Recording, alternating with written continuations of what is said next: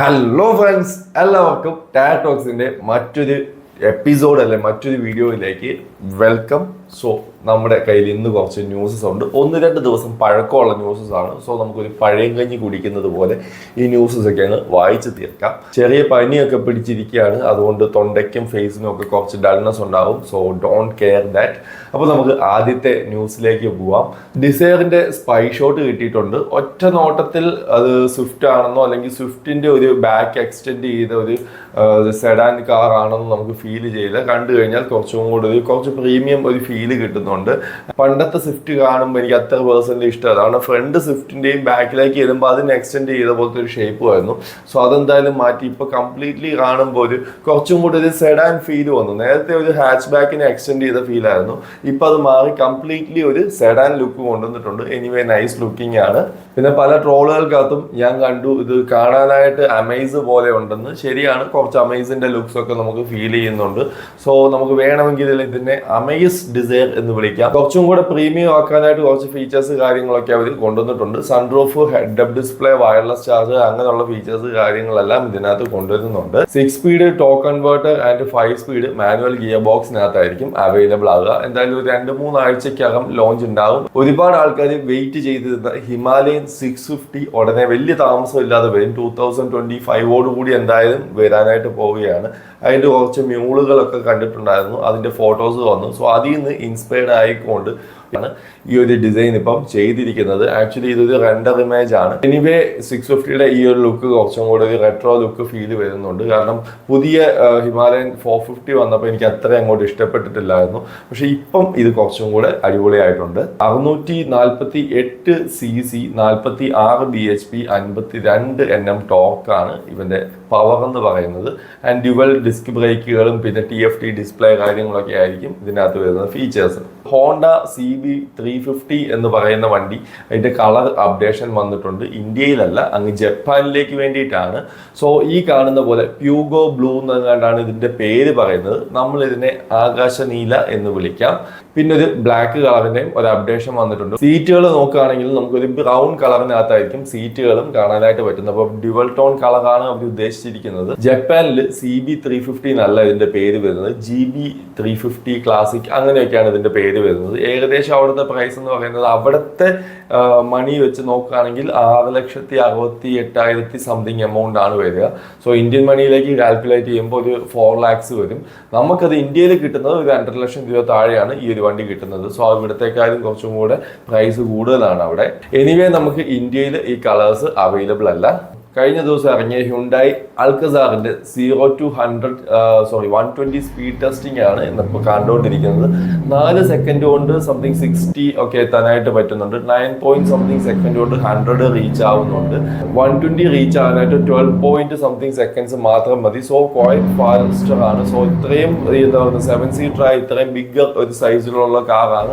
Still എന്നിട്ടും അത്യാവശ്യം powerful ആണ്. ഈ ടെസ്റ്റ് ചെയ്തിരിക്കുന്നത് പെട്രോൾ ടർബോ വേരിയന്റ് വെച്ചിട്ടാണ്. സോ എന്തായാലും പിന്നെ ആവശ്യത്തിനുള്ള പവർ ഉണ്ട്. പിന്നെ മാത്രമല്ല, ഞാൻ ആ വണ്ടി പോയി കയറി ഇരുന്ന് നോക്കി. സെക്കൻഡ് റോ ഒരു രക്ഷയില്ല, അടിപൊളിയാണ്. സെക്കൻഡ് റോ ആണ് എനിക്ക് ഏറ്റവും കൂടുതൽ ഇഷ്ടപ്പെട്ടത്. ബാക്കിലെ റോ ശരിക്കും കുട്ടികൾക്ക് മാത്രമേ ഇരിക്കാനായിട്ട് പറ്റുള്ളൂ. എങ്കിലും കോമ്പസ് പോലുള്ള കാറുകൾക്ക് നല്ലൊരു കോമ്പറ്റീഷൻ തന്നെ ആയിരിക്കും. നല്ലൊരു ഓണേഴ്സ് കാർ എന്നൊക്കെ പറയാം. ബാക്കിലിരുന്ന് ട്രാവൽ ചെയ്യാനായിട്ട് അടിപൊളിയായിരിക്കും.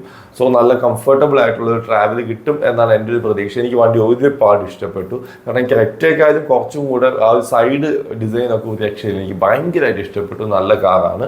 വീണ്ടും ഹോണ്ടയുടെ ഒരു ന്യൂസ് പറയാം. ഹോണ്ട വീണ്ടും ഇവിടെ പുതിയ വണ്ടികളൊന്നും ഇറക്കുന്നില്ലെങ്കിൽ പോലും അവർ എലിവേറ്റിനെ വീണ്ടും അപ്ഡേറ്റ് ചെയ്ത് ഒരു അപ്പെക്സ് എഡിഷൻ കൊണ്ടുവരുന്നുണ്ട്. പ്രത്യേകിച്ച് വലിയ കാര്യമൊന്നുമില്ല. ഓണത്തിന് ഫെസ്റ്റിവൽ സീസണിൽ മാത്രം വിൽക്കാനായിട്ട് എക്സ്ക്ലൂസീവ് ആണെന്നാണ് പറയുന്നത്. പക്ഷേ ഇതൊക്കെ എത്ര പേര് വാങ്ങും എന്നുള്ളത് കണ്ടറിയാം. വലിയ കാര്യമായിട്ടുള്ള ചേഞ്ചസ് ഒന്നുമില്ല. അവിടെ ഇവിടെ കുറച്ച് ക്ലാഡിങ്ങിൻ്റെ ഈ കാണുന്ന പോലെ കുറച്ച് എലമെന്റ്സ് അവിടെ ഇവിടെയൊക്കെ മാറ്റി വെച്ചിട്ടുണ്ട്. സോ അത് മാത്രമാണ് ചേഞ്ചസ് ഉള്ളൂ. നമുക്ക് ഇന്ത്യയിൽ ഏതൊക്കെ പുതിയ വണ്ടികൾ വരും എന്നുള്ളതാണ് നമുക്ക് ഏറ്റവും കൂടുതൽ അറിയേണ്ട ന്യൂസസ്. സോ അതിനകത്ത് ഏറ്റവും ലേറ്റസ്റ്റ് ആയിട്ട് വന്നിരിക്കുന്ന ന്യൂസാണ് കിയയുടെ ക്ലാവിസ് എന്ന് പറയുന്ന ഈ ഒരു വണ്ടി അല്ലെങ്കിൽ ഒരു സബ് 4 മീറ്റർ കാറാണ്. സോ ഇത് ഉടനെ വലിയ താമസം ഇല്ലാതെ വരും എന്നാണ് പറയുന്നത്. പേര് കൺഫേംഡ് അല്ല, സൈറസ്നോ അല്ലെങ്കിൽ ക്ലാവിസ് ഇതിലേതെങ്കിലും ഒന്നായിരിക്കും. സബ് 4 മീറ്റർ കാറ്റഗറിയിൽ കുറെ അധികം ഫീച്ചേഴ്സ് കൊണ്ടുവരുന്നുണ്ട്. അതിനകത്ത് എസ്പെഷ്യലി നമ്മൾ എടുത്തു പറയേണ്ടത് ഫ്രണ്ടിലെയും ബാക്കിലെയും സീറ്റുകൾ വെന്റിലേറ്റഡ് ആയിരിക്കും. പിന്നെ സൺറൂഫ് അതിനകത്ത് വരുന്നുണ്ട്. റെക്ടയിലും സെൽട്ടോസിലും ഒക്കെ കണ്ടിട്ടുള്ളത് പോലെ ആ വലിയ ഒരു 10.25 ഇഞ്ചിന്റെ ഒരു ഇൻഫോർടൈൻമെന്റ് സിസ്റ്റം ഇതിനകത്ത് ഉണ്ടാവും. 2 എഞ്ചിൻ ഓപ്ഷനിലായിരിക്കും നമുക്ക് കിയ ക്ലാവിസ് അവൈലബിൾ ആവുക. 1.5 ലിറ്റർ ഡീസൽ അല്ലെങ്കിൽ 1 ലിറ്റർ ടർബോ എഞ്ചിനകത്തായിരിക്കും നമുക്ക് അവൈലബിൾ ആവുക. ആദ്യം ഇവന്റെ ഇലക്ട്രിക് വേർഷൻ വരും എന്നായിരുന്നു എല്ലാവരും വിചാരിച്ചത്. പക്ഷേ എന്നാലല്ല, ആദ്യം വരാൻ പോകുന്നത് IC എഞ്ചിനാണ്. സോ അത് 2025 ആദ്യം തന്നെ ലോഞ്ച് നമുക്ക് പ്രതീക്ഷിക്കാം. ഹോണ്ടയുടെ മറ്റൊരു ന്യൂസ് ആണ് ഹോണ്ട NX 125 എന്ന് പറയുന്ന ഈ കാണുന്ന സ്കൂട്ടർ. ഏകദേശം ഡിയോയുടെ ഒരു ലുക്കൊക്കെ ഉണ്ട്. സോ ഇത് ഇന്ത്യയിൽ പേറ്റന്റ് ചെയ്തിരിക്കുകയാണ്. ചൈനയിൽ അത്യാവശ്യം സക്സസ്ഫുൾ ആയിട്ട് യൂത്ത് ഒക്കെ ഭയങ്കരമായിട്ട് എടുക്കുന്ന ഒരു വണ്ടിയാണെന്നാണ് പറയുന്നത്.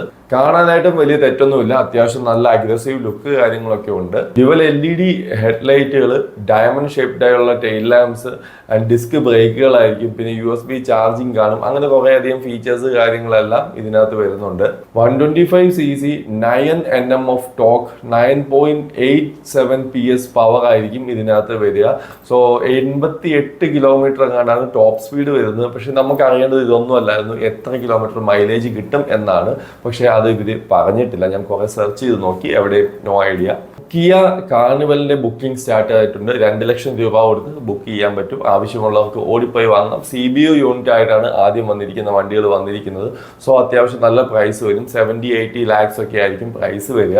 ഫോർഡ് ഇന്ത്യയിലേക്ക് തിരിച്ചു വരുമോ ഇല്ലയോ എന്നൊന്നും എനിക്ക് അറിഞ്ഞുകൂടാ. എന്തായാലും മാനുഫാക്ചറിങ് യൂണിറ്റ് വലിയ താമസം ഇല്ലാതെ ഓപ്പൺ ആകാനായിട്ട് പോവാണ്. സോ 2025 ആവുമ്പോൾ 2500 to 3000 എംപ്ലോയീസിനെ അവർ ഹയർ ചെയ്യാനായിട്ട് പോകുന്നുണ്ട്. സോ ജോലി ഇല്ലാത്തവർക്കൊക്കെ വേഗം പോയി അപ്ലൈ ചെയ്യാവുന്നതാണ്. ഞാൻ അപ്ലൈ ചെയ്യാൻ പോകും. ഫോർഡ് ഇന്ത്യയിൽ സെയിൽ തുടങ്ങുമോ ഇല്ലയോ എന്ന് എനിക്ക് യാതൊരു ഐഡിയ ഇല്ല. കാരണം അവർ ഇവിടുന്ന് പോകുന്ന സമയത്ത് 2% മാത്രമായിരുന്നു അവരുടെ മാർക്കറ്റ് ഷെയർ. സോ അങ്ങനെ ഒരു രക്ഷയില്ലാതെയാണ് അവർ ഇട്ടിട്ട് പോയത്. കാരണം ഫോർഡ് പോലുള്ള ബ്രാൻഡ് ലൈനപ്പും ഇല്ലാതെ 1-2 വണ്ടിയുള്ളൂ അവർ ഇവിടെ നിർത്തിയിട്ട് പോകുന്ന സമയത്ത് അവരുടെ കയ്യിൽ. അങ്ങനെയുള്ളപ്പോൾ പിന്നെ ആൾക്കാരെ കുറ്റം പറയാൻ പറ്റിയല്ലോ. കാണുന്നതാണ് R15ന്റെ M എന്ന് പറയുന്ന എഡീഷൻ. അത് പ്രത്യേകിച്ച് വലിയ സംഭവമൊന്നുമില്ല. കാർബൺ ഫൈബർ ഫിനിഷിനകത്ത് ഡിപ്പ് ചെയ്തിരിക്കുന്നതാണ്. സോ അതായിരിക്കും അതിൻ്റെ സെറ്റപ്പ്. ഇത് R1M എന്ന് പറയുന്ന എഡീഷനെ കോപ്പി ചെയ്തിട്ട് അവർ ഇറക്കിയേക്കുന്നതാണ്. അത്ര ഉള്ളു. ഏകദേശം വില വരുന്നത് 2.08 ലാക്സ് അങ്ങനെ കണ്ടയുടെ പ്രൈസ് വരിക, എക്സ്ഷോറൂം പ്രൈസ്. ഹോണ്ട വീണ്ടും ആർക്കും വേണ്ടാത്ത കുറെ ടെക്നോളജിയുമായിട്ട് വന്നിട്ടുണ്ട്. സൈഡ് കാർ ഒരു റെട്രോ ഫീല് പിടിക്കാനായിട്ടാണ് ഹോണ്ടയുടെ പ്ലാന്. എന്തിനാണോ ആവോ. എന്തായാലും ഇന്ത്യയിൽ വരുമോ ഇല്ലയോ എന്ന് എനിക്ക് അറിഞ്ഞുകൂടാ. പക്ഷേ ഈ സാധനം വന്നു കഴിഞ്ഞാൽ എന്തായാലും ഫ്ലോപ്പ് ആയിരിക്കും. അത് വേറെ ഒന്നും കൊണ്ടല്ല, ഇതൊരു കട്ടറിലോ കുഴിയിലോ പോയി ചാടിക്കഴിഞ്ഞാൽ പെട്ടെന്ന് മറിഞ്ഞു വീഴാനുള്ള സാധ്യത കൂടുതലുണ്ട്. അതുകൊണ്ട് ഇപ്പോൾ ഒരു ഇലക്ട്രിക് മോട്ടറൊക്കെ വെച്ച് നമ്മുടെ ESP electronic stability program, so അങ്ങനത്തെ കുറേ പരിപാടികളൊക്കെ വെച്ച് ഭയങ്കര സേഫ് ആയിട്ടാണ് കൊണ്ടുവരുന്നത് എന്ന് പറയുന്നു.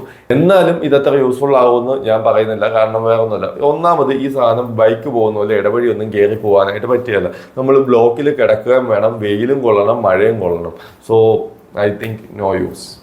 ഹോണ്ട സിറ്റിയുടെ പുതിയൊരു എഡീഷൻ വരുന്നുണ്ട്. എഡീഷൻ എന്ന് പറഞ്ഞാൽ കുറച്ച് കിടുപടി സാധനങ്ങളൊക്കെ വെച്ചിട്ടുണ്ട്. ഇതാണ് ഇപ്പം മൊത്തത്തിൽ ഇവർ ഗ്ലോബലി ചെയ്തുകൊണ്ടിരിക്കുന്നത്. കുറച്ച് കളർ മാറ്റലും കുറച്ച് ക്ലാഡിങ് വെക്കലും ഒക്കെയാണ് ചെയ്യുന്നത്.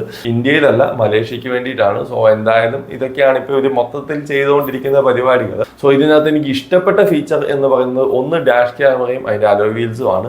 ബാക്കിയെല്ലാം ഈ പറയുന്ന പോലെ അവിടെ എവിടെയും കുറെ കുഞ്ഞു സാധനങ്ങളും മറ്റേ കുഞ്ഞു പിള്ളേർക്ക് കണ്ണെഴുതുന്ന പോലെ കുറെ പരിപാടികളാണ് അതിനകത്ത് ചെയ്തു വെച്ചിരിക്കുന്നത്. മറ്റൊരു ഇൻട്രസ്റ്റിംഗ് ന്യൂസ് എന്ന് പറയുന്നത് കൈലാക്ക് എന്ന് പറയുന്ന സ്കോഡയുടെ പുതിയ കാറ് ബേസ്ഡ് ആയിക്കൊണ്ടുള്ള വോക്സ്വാഗന്റെ കാറ് ബ്രസീലിൽ ടെസ്റ്റിംഗ് നടക്കുന്നുണ്ട്. ആദ്യം തന്നെ പറയാം, ഇവൻ വീണ്ടും ഇന്ത്യയിലേക്ക് വരുന്നില്ല. ഇന്ത്യയിൽ ഈ ഒരു സെഗ്മെന്റ് അല്ലെങ്കിൽ 1 ലിറ്റർ സബ് 4 മീറ്റർ വരുന്ന ഈ ഒരു ചെറിയ സെഗ്മെന്റിലുള്ള കാറ് ആക്ച്വലി സ്കോഡയ്ക്ക് വേണ്ടി മാത്രം വോക്സ്വാഗൻ വിട്ടുകൊടുത്തിരിക്കുകയാണ്.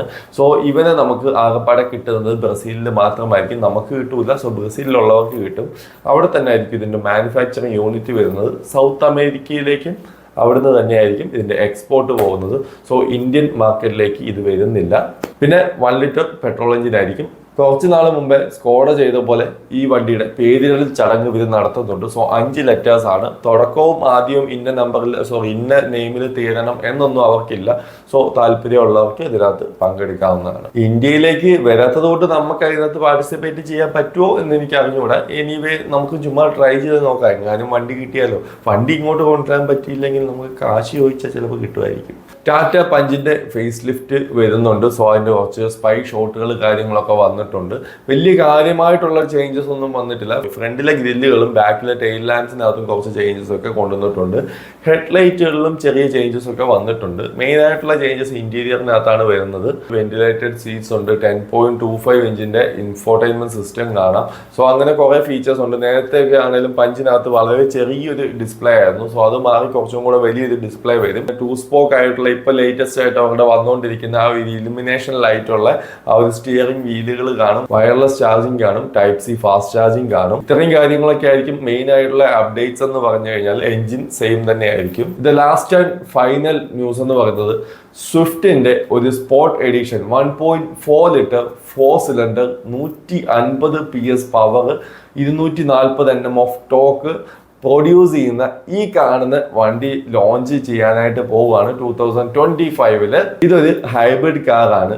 15 PS പവറും 59 Nm ഓഫ് ടോക്കും പ്രൊഡ്യൂസ് ചെയ്യുന്ന ഒരു മോട്ടോർ കൂടെ ഇതിൻ്റെ അകത്ത് കാണും. 6 speed manual gear box and 6 speed automatic gear ബോക്സിനകത്ത് അവൈലബിൾ ആണ്. പിന്നെ അവർ കുറച്ചും കൂടെ പെർഫോമൻസ് കൂട്ടാനായിട്ട് ഇപ്പോൾ നേരത്തെ ഉണ്ടായിരുന്ന സ്വിഫ്റ്റിനെ വെച്ച് കുറച്ചും കൂടെ വെയിറ്റ് റിഡക്ഷൻ അവർ ചെയ്തിട്ടുണ്ട്. പിന്നെ ഏറ്റവും എടുത്തു പറയേണ്ട ഒരു കാര്യം എന്താണെന്ന് ചോദിച്ചു കഴിഞ്ഞാൽ ഇത് നമുക്ക് ഇന്ത്യയിലേക്ക് വരുന്നില്ല എന്നതുള്ളതാണ്. പക്ഷേ സുസുക്കി എന്താണ് നമ്മളോട് മാത്രം ഇങ്ങനെ ചെയ്യുന്നത് എന്ന് എനിക്ക് അറിഞ്ഞുകൂടാ. കാരണം അവന്മാർ ഹൈബ്രിഡ് എഞ്ചിൻ കൊണ്ടുവന്നപ്പം അതും അവിടെ കൊടുത്തു. സോ നമുക്ക് ഇന്ത്യയിലേക്ക് കിട്ടിയില്ല.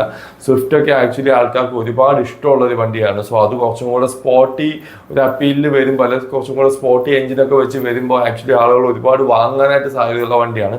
പക്ഷെ അവർ പറയുന്നത് 15 ലക്ഷം രൂപയൊന്നും കൊടുത്ത് ആരും സ്വിഫ്റ്റ് ഒന്നും വാങ്ങൂല എന്നാണ്. സോ ഇതിൻ്റെ ജപ്പാനിൽ വരുന്ന പ്രൈസ് എന്ന് പറയുന്നത് ഏകദേശം 13-14 ലക്ഷം രൂപയാണ്. സോ നമുക്ക് എന്തായാലും ഇത് കിട്ടാനായിട്ട് പോകുന്നില്ല. ഈ ഒരു ന്യൂസോടുകൂടി നമ്മുടെ ഈ ഒരു സെഗ്മെന്റ് ഇവിടെ അവസാനിപ്പിക്കുകയാണ് ഗൈസ്. ആൻഡ് കുറച്ച് പനിയൊക്കെ ഉണ്ടായിരുന്നു. അതുകൊണ്ടാണ് കുറച്ച് ഡൾനെസ് നിങ്ങൾക്ക് ഫീൽ ചെയ്തിട്ടുണ്ടെങ്കിൽ അത് ഫീൽ ചെയ്തത്. സോ എനിവേ നമുക്ക് നെക്സ്റ്റ് വീഡിയോയിൽ കാണാം. Bye bye.